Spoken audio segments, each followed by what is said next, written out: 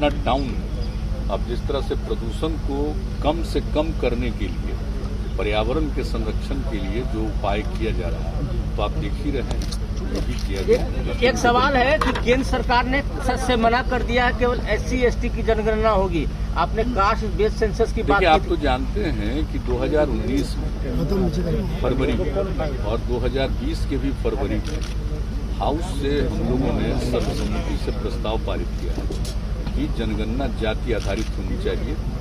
और इसके बारे में तो बराबर आप जानते हैं कि हम लोगों का जो विचार है वो आप जानते हैं 90 से ये दिमाग में बात आई है और उसके बारे में हम कई बार बता चुके हैं। लेकिन यहाँ पर भी हाउस के अंदर भी इन बातों को रख के 2019 में भी और 2020 में भी, तो वहाँ से भी हम लोगों ने सर्वसम्मति से प्रस्ताव भेजा है।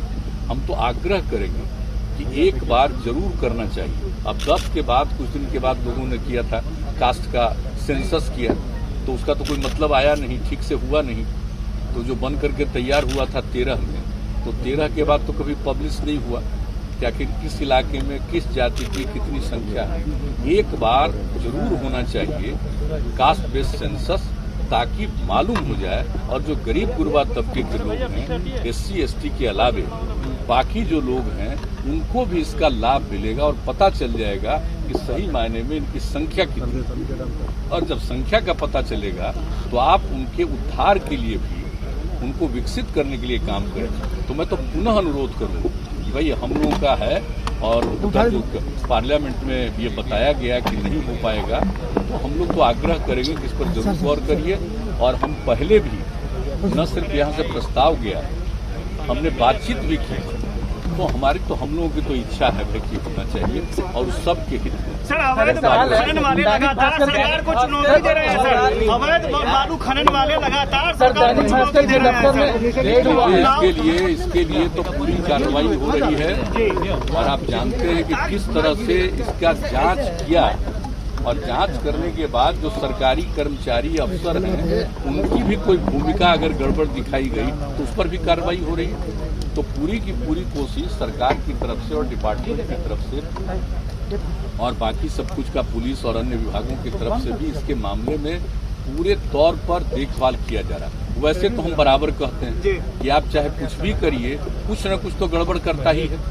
आप चाहे कितना भी अच्छा काम कर दीजिए, दुनिया भर को देख लीजिए, कुछ लोगों की तो मानसिकता गड़बड़ होती है। लेकिन इसके लिए पूरा प्रयास करना चाहिए कि इसका समाधान हो, कम से कम गड़बड़ी हो सके। वैसे तो गड़बड़ी होने नहीं देना है, हम लोग का तो लक्ष्य यही है कि कोई प्रकार की गड़बड़ी नहीं होनी चाहिए। अभी भी चल रही है सर। हाँ, नहीं, वो देखिए एक एक चीज पर पूरे तौर पर नजर रखा हुआ है लोगों का, और लोग रिपोर्ट करते हैं रेगुलरली।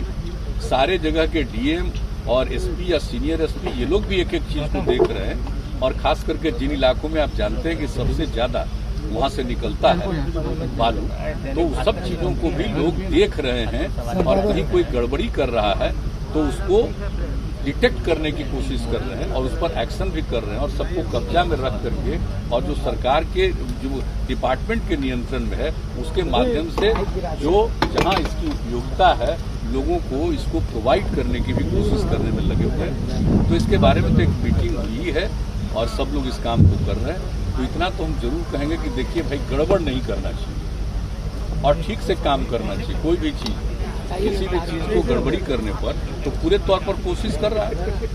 और अगर सरकारी तंत्र में भी कोई गड़बड़ है तो उनको भी छोड़ा जाता है। अभी कुछ लोगों को पता चला तो उनके ऊपर पूरा पूछताछ हो रहा है, सब कुछ कार्रवाई हो रही है। जो जरूरी बात होगी वो यहाँ के जो एक्शन। सर, फोन टैपिंग पे संसद नहीं चल पा रहा है, पार्लियामेंट नहीं चल पा रहा, फोन टैपिंग मामले पे हंगामा लगातार जारी है। सर, केंद्र सरकार की ओर से जवाब आया, टैपिंग सर, केंद्र सरकार की ओर से कहा गया कि ऑक्सीजन के अध्यक्ष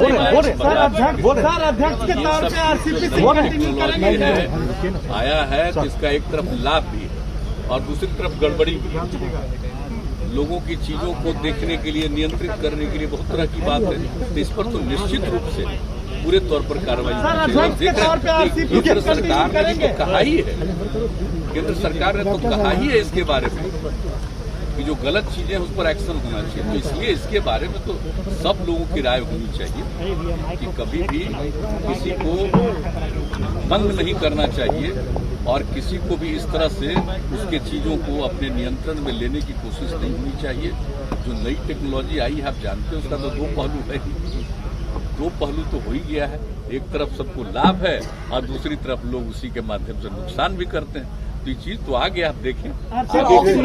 ऑक्सीजन मामले पर सर बात कहा गया कि ऑक्सीजन से मौत नहीं हुई है सर। ऑक्सीजन के बारे में तो जितना काम किया जा रहा है जरा देख लीजिए और अच्छी तरह जान लीजिए कि जो कुछ भी अचानक जो ऑक्सीजन की जरूरत पड़ी तो सब जगह की थोड़ी दिक्कतें आई, लेकिन उसको फिर से हर तरह का समाधान किया गया और उसके लिए जितनी तैयारी है कि कोरोना ही नहीं किसी भी तरह से बीमारियों में किसी प्रकार से ऑक्सीजन की कोई दिक्कत नहीं हो, कोई कमी नहीं हो, इसके लिए सारा हो रहा। सारे अपने अस्पतालों में जो आपका मेडिकल कॉलेज और ये सब अस्पताल भी है, सब जगह और दूसरे जगहों पर भी पूरे तौर पर तैयारी चल रही है। आप समझ लीजिए अगले महीने में बहुत कुछ पूरा हो जाएगा। कुछ जगहों पर तो पूरा हुआ है, लेकिन ये उम्मीद है जो बराबर रोज प्रतिदिन उसके बारे में क्या डेवलपमेंट उसकी रिपोर्ट आती है हमारे पास, तो उस हिसाब से ऐसा लगता है कि अगले महीने में पूरे तौर पर ये सब काम हो जाए।